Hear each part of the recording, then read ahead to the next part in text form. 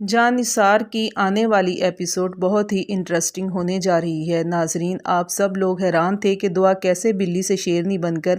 نوشیروان کے گھر پہنچ گئی۔ اس میں اتنا کانفیڈنس آیا کہاں سے؟ جہاں اب دعا کے ہاتھ بہت بڑا ثبوت لگ گیا ہے، جس کے بعد وہ نوشیروان کے سامنے کشمالہ کی سچائی کھولنے پہنچ چکی ہے، اور جعفر نے بھی ساری کی ساری سچائی دعا کو بتا دی ہے، جس کے بعد دعا تصویریں لے کر نوشیروان اور بابا سائیں کے پاس پہنچ جائے گی، اور بابا سائیں اور نوشیروان کو وہ ساری تصویریں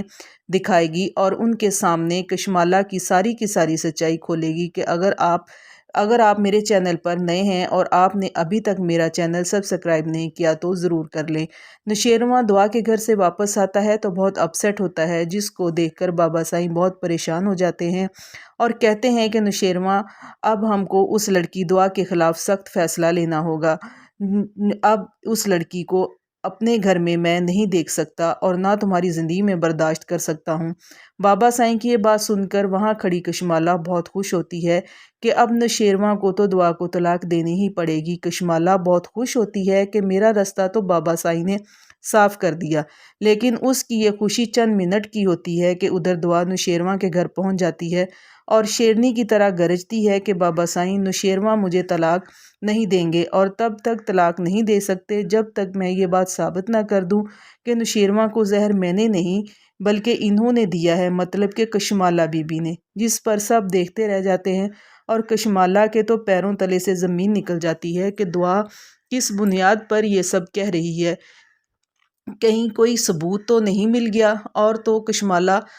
دعا سے کہتی ہے کہ تم کون ہوتی ہو مجھ پر الزام لگانے والی، جبکہ میں نے یہ جرم کیا بھی نہیں ہے۔ جس پر دعا کہتی ہے کہ آپ نے تو اپنا جرم چھپانے کے لیے مجھے اریسٹ کروایا تھا۔ دعا کی باتیں سن کر جہاں نوشیروان اور بابا سائیں حیران ہوتے ہیں، وہاں اماں سائیں کی آنکھیں بھی کھل جاتی ہیں اور ان کو بھی کچھ نظر آنے لگتا ہے اور ان کی یادداشت بھی کام کرنے لگ جاتی ہے کہ کہیں نہ کہیں دعا سچی ہے، کیونکہ کشمالہ پہلے بھی دعا کو مارنے کی حرکت کر چکی ہے نوشیروان کی گاڑی پر حملہ کروا کے۔ ادھر کشمالہ کا تو برا حال ہو جاتا ہے دعا کا کانفیڈنس دیکھ کر۔ وہ اپنی چال باز زبان سے اور شیطانی دماغ سے پھر نوشیروان سے کہتی ہے کہ آپ اس کی باتوں میں نہ آئیں سائیں، اس کو طلاق دے دیں۔ جس پر نوشیروان کہتا ہے کہ آپ اس معاملے میں نہ ہی پڑیں تو بہتر ہے۔ جس پر کشمالہ کہتی ہے کہ میں کیسے نہ کہوں، میں بیوی ہوں آپ کی، جڑی ہوئی ہوں آپ سے سائیں، آپ اس لڑکی کے بارے میں مت سوچیں جو آپ کو زہر دیتی پھرتی ہے، آپ کی جان کی دشمن ہے۔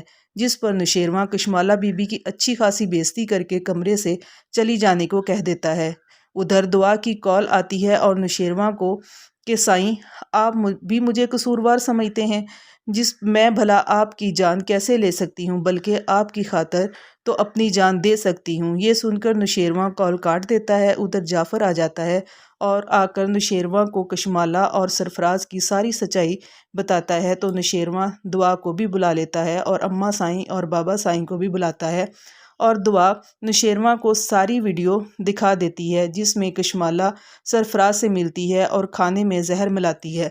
جسے دیکھ کر بابا سائیں کو بہت غصہ آتا ہے۔ تو نوشیروان کہتا ہے کہ جعفر، تم کو کشمالہ پر کیسے شک ہوا؟ جس پر جعفر کہتا ہے کہ سائیں، جب آپ ہاسپٹل میں بے ہوش تھے تو کشمالہ بی بی نے کسی پیپرز پر آپ کا انگوٹھا لگوایا تھا، میں نے آپ کے انگوٹھے پر سیاہی لگی دیکھ لی تھی، جس پر مجھے شک ہوا کہ یہ سب کارنامہ کشمالہ چڑیل کا ہے۔ چھوٹی بی بی سائیں کو تو کسی نے آپ تک پہنچنے بھی نہیں دیا۔ جس پر نوشیروان بابا سائیں اور اماں سائیں سے کہتا ہے